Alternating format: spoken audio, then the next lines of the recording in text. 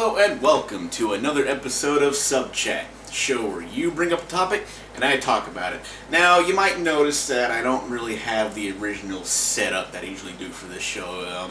Right now it's kind of late and I'm a bit too lazy to rearrange things like I usually do.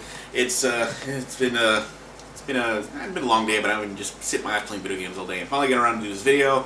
And I was just liking on it. I felt I'd just shoot this now, but that does not mean that anything changes here. And today's question comes from Doom Video Vault, long time from the channel, both of Mind and Reckless Eating. He does Doom mods on his channel. You should definitely check that out if you're into Doom and stuff. It's really neat. I'll leave a link below. You didn't already figure that out by me doing this when I was talking about it. But anyway, he asked, what do you think will happen in 2015? Will it be the same bullcrap as 2014? Or will the industry learn, be it slightly or significantly, to change the approach from all substandard game launches such as Titanfall, Watch Dogs, and Destiny? To be perfectly honest with you, so far it looks like it's just going to get worse. Especially, we got games coming out like Batman Arkham City, where there's already like two things that are locked on the disc unless you pre-order from certain places. That's both the Red Hood and Harley Quinn. They're on the disc, and you can probably get later on if you pay extra for it, but you get it if you pre-order it. So that's some bullshit right there. And then there's Mortal Kombat, which, surprise, surprise, also by WB. I think WB Games is going to be the is going to be like the EA and Capcom of 2015. They keep doing this shit where they're like hiding stuff on disc, and like you only get it if you pre-order. I mean, like you only get Goro in Mortal Kombat X. And then there's like, at Master Chief Halo, the Halo Master Chief Collection, the online is still broken. I know it's like a 2014 game, but it's still 2015, and they haven't like fulfilled any of their promises to fix the online. It's still terrible as hell. I hear the campaign, so like the game itself is pretty good.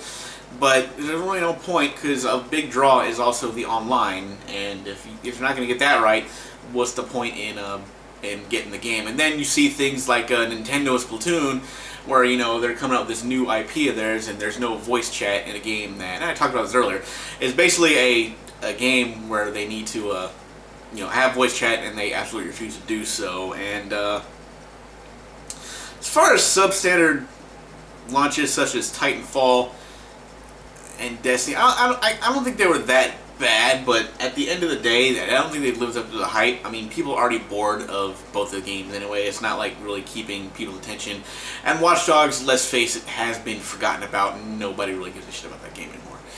But another thing, speaking of Watch Dogs and Ubisoft, it'd be nice if they actually, maybe just, if you think about it, maybe take a year or two off the Assassin's Creed thing. You got this whole yearly installment, and then you have the new game that can only be possible with the power of next gen.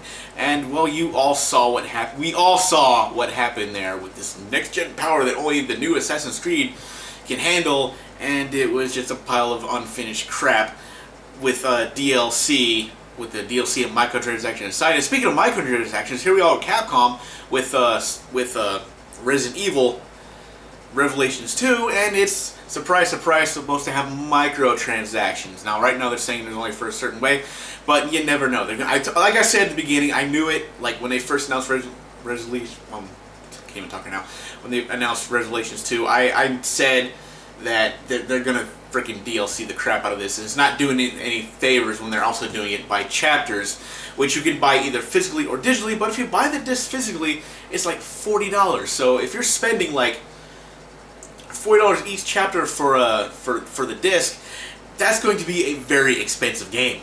I mean, if you put it all together, it's probably going to be one of the most expensive games ever put that comes out on just regular disc. I'm not talking about these special editions where you get like this big box and special controller. No, it's just like one disc, and if you're putting it all together, it'd be very expensive.